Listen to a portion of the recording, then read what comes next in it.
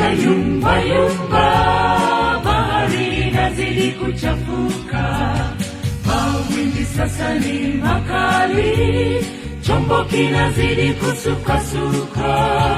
Wasafiri waliomo hawajui sasa wafanye nini, wamechanganyikiwa wote, wameanza kutapatapa ovyo. Dunia mfano wa meli, mawimbi siasa za nchi, bahari yaliyo maisha inayozidi kuwa ngumu, dhuluma na kupenda fedha hufananishwa na dhoruba. Wasafiri ni binadamu wanaozidi kukata tamaa.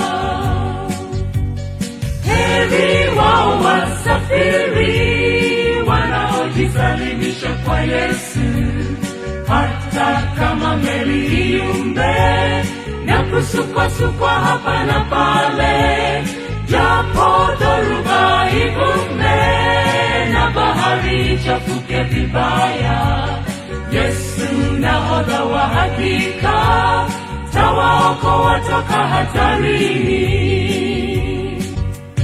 Dunia mfano wa meli, mawimbi siasa za nchi, bahari yaliyo maisha inayozidi kuwa ngumu, dhuluma na kupenda fedha hufananishwa na dhoruba.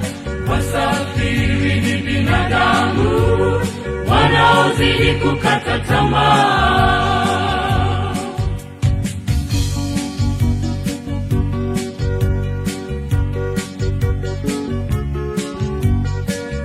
Misukosuko ya vita iletayo umwagaji wa damu, magonjwa yasiyoponyeka na siasa kali ulimwenguni, watu kutomtii Mungu huleta dhambi na maasi mengi, huifanya meli iumbe na kusukwasukwa hapa na pale.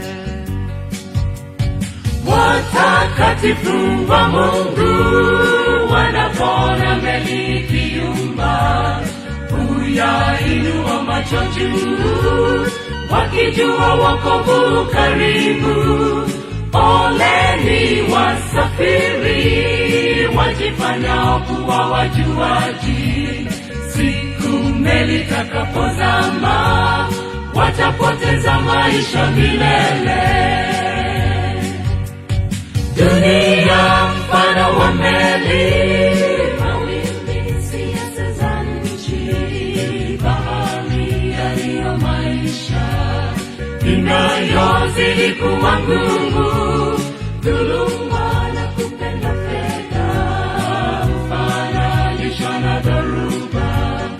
Wasafiri ni binadamu wanaozidi kukata tamaa.